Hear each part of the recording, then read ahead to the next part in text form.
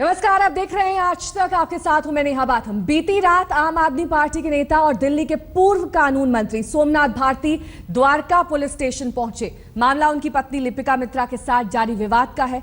सोमनाथ भारती के खिलाफ गैर जमानती वारंट जारी हो चुका है। थाना पहुंचने से पहले आज तक संवाददाता अंकित त्यागी ने सोमनाथ भारती से पूरे मसले पर बातचीत की। सोमनाथ भारती जो पिछले कई दिनों से गायब थे, आज दिल्ली में अवतरित हुए। इस समय द्वारका पुलिस स्टेशन जा रहे हैं अपने आप को पुलिस के सामने प्रस्तुत करने के लिए।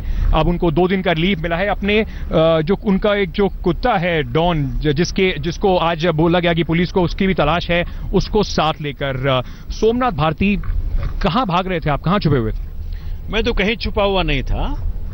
मैं अपने लीगल जो ऑप्शंस होते हैं सबके पास, उसको मैं एक्सप्लोर कर रहा था। उस एक्सप्लोरेशन के दौरान मुझे आज एक रिलीफ मिली। 2 दिन की मुझे मोहलत ऑनरेबल हाई कोर्ट ने दी है और उस 2 दिन का मैं पूर्ण सदुपयोग करना चाहता हूं। तो इसीलिए मैं बिल्कुल समय नहीं गंवाना चाहता। मैं आते के साथ ऑनरेबल डीसीपी श्री राजेश देव जी से मैंने पूछा कि मैं क्या करूं अब, जो इन्वेस्टिगेशन में ज्वाइन करना है। तो इसीलिए बट उन्होंने ये मुझे बड़ा शॉकिंग लगा कि वो कहते हैं कि आपको स्टेटस को मेंटेन करना, आपको ज्वाइन करने की जरूरत नहीं है। कोई ऐसा आदेश नहीं है ऑनरेबल हाई कोर्ट का। भाई, आप मेरे खिलाफ एनबीडब्ल्यू इशू कराते हो। आपने आगरा में लोगों को भेजा, आपने हरियाणा में लोगों को भेजा, आपने टिम्बकटू में लोगों को, किसके लिए भेजा? अगर सोमनाथ भारती गलत नहीं है, सोमनाथ भारती ने कुछ गलत नहीं करा, तो सोमनाथ भारती भागे क्यों? नहीं, मैंने कहा भाई एंटीसिपेटरी बेल नाम में कोई चीज होती है। आपने बिल्कुल समय नहीं। पहले दिन जाते आप पुलिस के सामने कहते मेरी गलती नहीं है, ये मैं कहना चाहता हूं, आपने कहा ही नहीं। और अच्छा, देखिए 498A और 406 जो 2 धाराएं हैं जो ऐसे मैट्रिमोनियल कंप्लेंट्स में लगते हैं, उसमें ऑनरेबल सुप्रीम कोर्ट का एक जजमेंट है अर्नेस्ट कुमार का। उसके बाद उसमें अरेस्ट संभव नहीं है साधारणतः। इसीलिए 307 लगाया, इसीलिए 313 लगाया कि उसमें अरेस्ट कर सकते हैं। आप इनका सीक्वेंस देखिए। वो पुलिस ने अपनी मर्जी से नहीं लगाया। आपकी बीवी ने सीरियस चार्जेस लगाए हैं। उन्होंने कहा कि आपने गला घोटने की कोशिश करी, आपने जो आपका ये कुत्ता है उसको उनके ऊपर छोड़ा, उनको हानि पहुंचाने के लिए। मैं तो खुद वकील हूं, तो मुझे मालूम है कि कौन से सेक्शन कब लगते हैं। 307, 313 में इंटेंशन कहां है? कौन सा इंटेंशन उसमें लिखा है? ना कोई डेट लिखा है, ना कोई तरीका लिखा है, कुछ नहीं लिखा है। पुलिस, आप थक जाएंगे एज एन ऑर्डिनरी पर्सन। अगर आप जाएंगे ये सेंटेंस लिखने से, आपका सेक्शन नहीं बनता। कहीं ना कहीं आप यहाँ पे सुनिए, मेरी बात बताता हूँ आपको। 307, 313 में उनको इमीडिएट राइट मिल जाता है कि मुझे अरेस्ट कर सकते हैं। इसका सीक्वेंस देखिए। 9 तारीख को एफआईआर लॉन्च होता है, मुझे बताया तक नहीं गया। 10 तारीख को मेरे वाइफ का 164 में बयान दर्ज होता है। 10 तारीख को ही 10:30 बजे रात को मुझे सर्व करते हैं नोटिस अंडर 160 और कहते हैं कि भाई कल आपको 10:30 मॉर्निंग में आना है। मतलब 24 घंटे के अंदर आपने सब कुछ कर लिया। इसका मतलब क्या था? अगर वो उनका मतलब अरेस्ट करना नहीं था तो क्या था? सोमनाथ भारती, कहीं ना कहीं आपको लगता नहीं है कि एक पत्नी कितनी मजबूर हो जाएगी कि वो बाहर निकलकर इस तरह के इल्जाम लगाएगी अपने पति के ऊपर? कहीं ना कहीं आपको लगता नहीं है कि जो जिस तरीके के इल्जाम लग रहे हैं, जिस तरीके की आप बातें कर रहे हैं कि उन्हें बरगलाया जा रहा है, यूज करा जा रहा है और पॉलिटिकल मीन्स के लिए, ये ठीक नहीं है? अब देखिए, अब तो जमाना बदल रहा है। कहीं कोई माँ अपनी बेटी की हत्या कर रही है, वो भी हमने नहीं सुना था कहीं। कुछ भी हो सकता है। क्यों कर रही है लिपिका से? अगर आप गलत नहीं, वो तो वो बताएंगी। मैं उनके खिलाफ नहीं कुछ बोलना चाहता, क्योंकि मैं उनको प्यार करता हूं। आज तक मैंने उनके खिलाफ कुछ नहीं बोला है और मैं बोलूंगा भी नहीं, क्योंकि उनकी बेइज्जती मेरी बेइज्जती है। मेरी बेइज्जती उनकी बेइज्जती नहीं रही, ये तो हम सब ने देख लिया। लेकिन उनकी बेइज्जती मेरे लिए बेइज्जती रहेगी, इसलिए मैं कुछ नहीं बोलूंगा उनके खिलाफ। आपकी कोई बातचीत हुई उनसे अभी? नहीं, अभी तो मेरी कोई बातचीत नहीं हुई। लेकिन 9 तारीख को, 10 तारीख की सवेरे मेरे SMS एक्सचेंजेस हुए हैं। मुझे समझ में नहीं आ रहा कब एफआईआर दर्ज हुआ, किसे कहने पे दर्ज हुआ, कैसे दर्ज हुआ, क्या हो रहा है, किसके कहने पे क्या चल रहा है। देखिए, वो गलीबल हैं इस वक्त, क्योंकि उनके पिताजी भी नहीं हैं, उनकी माताजी भी उस पोजीशन में नहीं कि उनको सहायता कर सकें। तो वो गलीबल हैं। कौन बरगला रहा है उन्हें? अबे, जिस किसी का भी राजनीतिक रोटी सेका जा रहा हो, वो बरगला रहा हो। तो क्या कहना चाह रहे हैं कि आप ऑपोजिशन उसका फायदा उठा रही है? भाई, आपको दिख ही रहा है कि भाई जिस कदर से मेरे ऑफिस में जब रेड हुआ 11 तारीख को, उसमें मिनिस्ट्री ऑफ होम अफेयर्स के ऑफिशियल्स आए थे। उन्होंने खुद एडमिट किया, सीसीटीवी पे रिकॉर्डेड है सारा। तो आप एक बहुत सीरियस चार्ज लगा रहे हैं। आप कह रहे हैं कि सेंटर के लोग आए थे उसमें, तो इसका मतलब आप कह रहे हैं कि सेंटर के सरकार की बहस पे हो रहा है ये सब। भाई आज तक मैंने दिल्ली पुलिस को इस स्पीड में एक्शन लेते कभी नहीं देखा। और जब मिनिस्ट्री होम अफेयर्स के ऑफिशियल खुद कह रहे हैं कि मैं वहां से हूं, तो नेचुरली वो एविडेंस है आपके पास? भाई वो उस आदमी का पिक्चर है, उस आदमी का फोटो, सब कुछ तो है सीसीटीवी में रिकॉर्डेड। सोमनाथ भारती, दिल्ली पुलिस के सूत्र ये भी कह रहे हैं कि आम आदमी पार्टी के नेताओं ने भी मदद करी सोमनाथ भारती की भागने में। कैसे मदद करी भाई, मुझे को बता दो दे।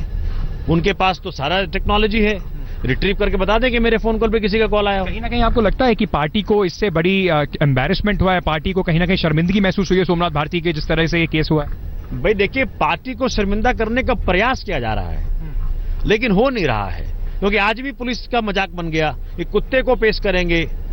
देखिए, जब आप गलती करेंगे, जब इसमें तथ्य नहीं होगा तो आपसे गलतियां होगी। अब पुलिस से भी गलतियां हो रही हैं, पुलिस को भी मालूम है इसमें सच क्या है झूठ क्या है। आपकी बात हुई सीनियर पार्टी के लोगों से? क्योंकि हमें तो बताया गया कि उन्होंने कहा कि सरेंडर कर देना चाहिए, हमारी बड़ी थू-थू हो रही है इस पूरे चक्कर में। आप नहीं, मैं तो सुप्रीम कोर्ट तक जाता, क्योंकि मुझे पता है कि मैं इसमें निर्दोष हूं, और ऑनरेबल सुप्रीम कोर्ट तक मैं जाता। अगर मैं निर्दोष हूं तो मुझे इसका फायदा मिलेगा। पार्टी के सीनियर नेताओं का, मुख्यमंत्री जी का सपोर्ट है सोमनाथ भारती के पास? भाई देखिए, आप लोगों ने भी उस वक्त जब खिड़की एक्सटेंशन हुआ था, सबने थू-थू किया।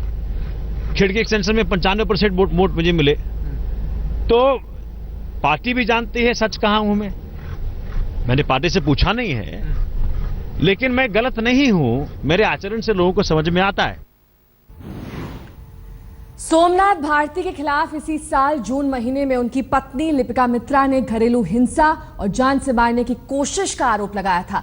लिपिका ने दिल्ली महिला आयोग में शिकायत दर्ज कराई थी और फिर दिल्ली पुलिस की महिला अपराध शाखा में मामला दर्ज कराया था। आइए देखते हैं कि सोमनाथ भारती और लिपिका की ट्रैजिक स्टोरी आखिरकार शुरू कहां से हुई। आंखों पर चढ़ा रंगीन चश्मा अतीत की तस्वीरें बयां करता है, जिसके पीछे जुल्म, अत्याचार और मारपीट की दुख भरी अनंत कहानियों में जिंदगी की सारी उमंगें, हसरतें दम तोड़ गईं। तो भी जीने की हसरत है, इसीलिए लिपिका अपने जुल्मी पति से लड़ रही हैं। उनका हौसला आसमान छू रहा है। He tried to beat me up in 2011 October 14, 2011 October 14.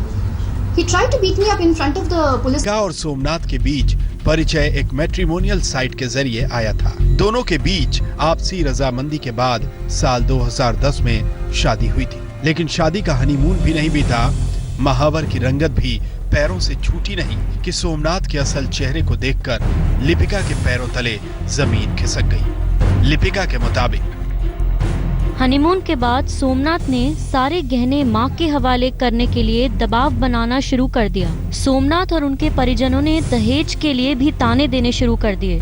इस बीच मैट्रिमोनियल साइट में सोमनाथ की ओर से दी गई ये जानकारी भी झूठी निकली कि वो इंटरनेशनल लॉ फर्म के मालिक हैं और उनकी एक आईटी कंपनी भी है। पहले बच्चे के जन्म के वक्त तक लिपिका अस्पताल में भर्ती हुई तो सोमनाथ और उनकी मां ने अस्पताल आने तक की जहमत नहीं उठाई। अस्पताल का सारा खर्च खुद लिपिका ने उठाया। इसी साल जून महीने में लिपिका पहली बार खुलकर दिल्ली महिला आयोग और पुलिस की महिला अपराध विंग में पहुंची तो पता चला कि सोमनाथ भारती ने लिपिका को जान से मारने की भी कोशिश की। लिपिका के मुताबिक सोमनाथ भारती ने लिपिका को अपने कुत्ते से कटवाया, लिपिका का गला दबाकर जान से मारने की भी कोशिश की। दिल्ली पुलिस ने सोमनाथ भारती के खिलाफ केस दर्ज करने से पहले मामले की गहराई से पड़ताल की। सोमनाथ भारती को पूरा मौका भी मिला कि वो पीड़ित पत्नी के आंसू पोंछकर जिंदगी की गाड़ी दोबारा पटरी पर ला सके, लेकिन जब जेल का रास्ता ही दिमाग में घर कर ले तो सही रास्ता आखिर मिले भी तो कैसे। दिल्ली पुलिस ने सोमनाथ के खिलाफ आईपीसी की धारा 307, 498 ए के तहत धोखाधड़ी, हत्या के प्रयास, दहेज प्रताड़ना और घरेलू हिंसा के तहत केस दर्ज कर सोमनाथ के ऊपर गिरफ्तारी की तलवार लटका दी है। खुद भी एक लॉयर हैं, उनको अच्छी तरह पता है कि कानून क्या है और इस सिचुएशन में जब अगर उनका ऊपर बहुत ही एक सीरियस एक आरोप है तो उनको पूरी तरह से पुलिस का साथ सहयोग करना जरूरी है। कानून और सियासत की तमाम नसीहतें सोमनाथ को कितनी मंजूर है, ये उनका बयान साफ करता है। कर्मों के आईने में खुद की तस्वीर खोजते हैं तो गुनाहों की फहरिस्त की आशंका से सिर झुका चला जाता है। कर्म है ऐसा, कर्म होते हैं, ठीक है। तो जो भी इस पे आरोप लगे हैं, उन आरोपों को झेलने के लिए फिर आप तैयार हैं? अब कर्म भुगतेंगे, अब कर्म है तो भुगतेंगे, क्या करेंगे। कर्म है, आप मानते हैं? भाई ये तो हर हिंदू का कर्म है। कर्मों का वही रोना रो रहे हैं सोमनाथ, जो कानून की किताब में फंसकर गुनाह में तब्दील हो चुकी है। गिरफ्तारी की तलवार लटक चुकी है। कानून सोमनाथ का पल्ला झाड़कर खड़ा हो चुका है। सवाल आम आदमी पार्टी के सामने है कि अपने पूर्व कानून मंत्री और विधायक से पल्ला झाड़ती है या फिर दाग समेत सीने से चिपकाए रखती है। प्रमिला दीक्षित के साथ चिराग गोठी, दिल्ली आज तक। पत्नी के साथ घरेलू हिंसा केस में सोमनाथ भारती पर शिकंजा कस रहा है तो खिड़की एक्सटेंशन विवाद से भी उनका पीछा नहीं छूट रहा। पिछले महीने दिल्ली के उपराज्यपाल नजीब जंग से इस मामले में सोमनाथ के खिलाफ केस चलाने की मंजूरी दे दी।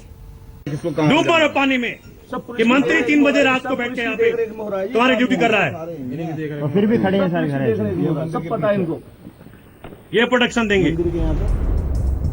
जब भी आम आदमी पार्टी के नेता सोमनाथ भारती के विवाद का जिक्र आता है, सबसे पहले जहन में उभरती है यही तस्वीर। तब केजरीवाल की पहली सरकार में सोमनाथ भारती दिल्ली के कानून मंत्री हुआ करते थे। दिल्ली के मालवीय नगर इलाके में खिड़की एक्सटेंशन में स्थानीय लोगों की कथित शिकायत पर तत्कालीन कानून मंत्री सोमनाथ भारती 15-16 जनवरी 2014 को आधी रात को छापा मारने पहुंचे थे, लेकिन वहां उनकी हो गई तत्कालीन एसीपी बीएस जाखड़ से तीखी नोक-झोंक। ऐसा है, हम पहले इस गाड़ी की तलाशी, ये गाड़ी अभी वैसे की वैसी रहेगी, उसको पहले रेड करिए उस गाड़ी को। ये नहीं है, ऐसे डिक्टेशन नहीं चलती है। Let us do our work. Do you think that the law minister is going to be telling you what to do? We know our job. You do not know your job, sir. Had you known your job, this prostitution and drug trafficking would not have been happening here. Do you understand that? Somnath Bharti का आरोप था कि खिड़की extension में अफ्रीकी मूल के कुछ लोग ड्रग्स और जिस्म फरोशी के धंधे में लिप्त हैं और उन्हें स्थानीय लोगों ने इसकी जानकारी दी थी। भारती उस मकान में छापा डलवाना चाहते थे जिसमें अफ्रीकी मूल की कुछ महिलाएं रहती थीं, लेकिन तत्कालीन एसीपी जाखड़ बगैर वारंट रेड डालने को तैयार नहीं थे। रेड करिए, वहाँ पे ट्रक चल रहा है, वेश्यावृत्ति चल रहा है, वहाँ पे रेड करिए जाकर के। वहाँ पे इन्होंने पिटाई की थी, आप काम नहीं करने दे रहे पुलिस को। आप रेड करिए उस घर को। मैं बता रहा ना, आप काम नहीं करने दे रहे। आरोप है कि इस दौरान सोमनाथ भारती और उनके समर्थकों ने विदेशी मूल की महिलाओं से भी बदतमीजी की। उन पर नस्ल भेदी टिप्पणी करने का आरोप भी लगा।